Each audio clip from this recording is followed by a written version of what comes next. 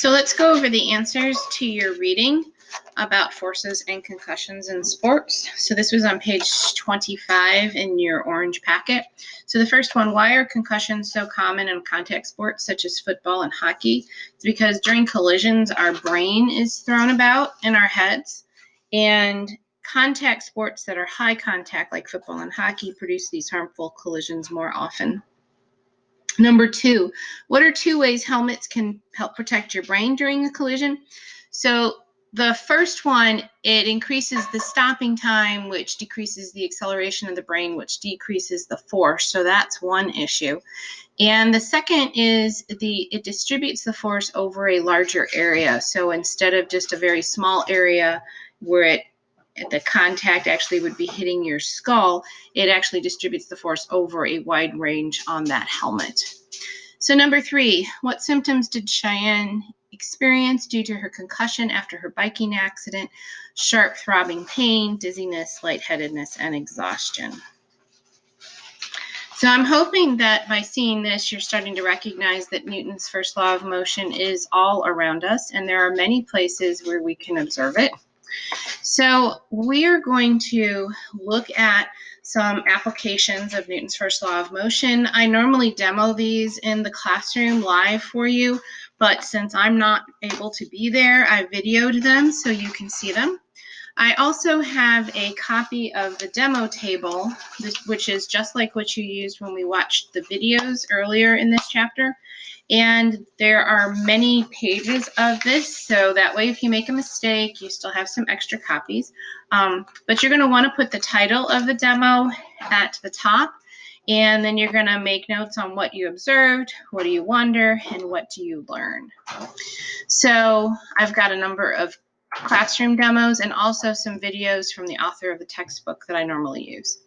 So the first one is a hard-boiled and uncooked egg. So you can actually tell the difference between a hard-boiled and an uncooked egg by spinning them and then trying to stop them gently with your finger. So which one is which? So this is the first one. You spin it, you tap it, it keeps spinning. Spin it, tap it, it keeps kind of moving. The other one, you spin it, you tap it, and it stops. Spin it, tap it, and stops. So pause the video, make a few notes, and let's think about which one is which. So in the first one, it doesn't want to stop moving, even when you tap the shell. In the second egg, it does stop moving when you tap the shell. So the difference between these two eggs is one is solid all the way through and the other one has liquid inside. So which one is less likely to stop? Is it going to be less likely to stop if it has liquid inside or if it's all solid? So I'm hoping that you understand that when it's all solid, it is easier to stop by just tapping the shell. So the second egg here is the one that was hard boiled. It was all solid. As soon as you tap it, the whole egg stops moving. Whereas the one that's mostly liquid inside, just by tapping the shell, you're not actually stopping the liquid from moving inside. So pause the video, take notes as you need. So the second one is 2 sheets of paper, and I have 2 identical sheets of notebook paper here. Actually, it's computer paper. And one is crumpled up into a ball and the other one is not. So you can see as they fall, one takes a longer time to fall. And you've watched some videos very similar to this, but what is the difference? Why do they fall differently? They have the same mass. They're attracted to the earth in the same way and with the same amount of force. Hopefully you recognize that this is due to air resistance. Okay, then I have 2 bottles doing very similar things. In the first one here, I have a hex nut on top of a business card resting on top of a bottle, and I will flick the business card out of the way. And in the other one, I have a ring on top with a penny resting on top, and it's going to fall in the bottle. This is actually one that you could do both of these at home. Instead of having a plastic ring, I've taken a ring with paper. So I make a small ring with paper and just tape the end. and have it resting with a penny on top. This works really well.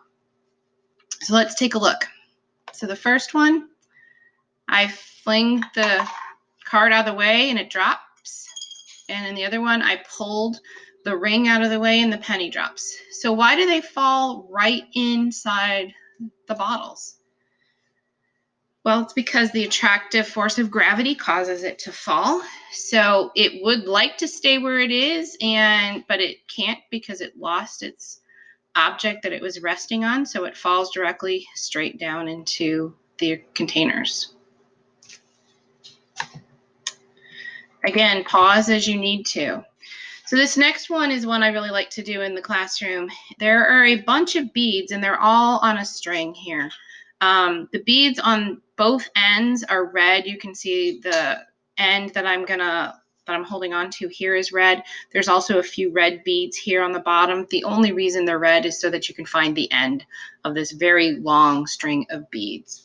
So let's take a look and see what happens.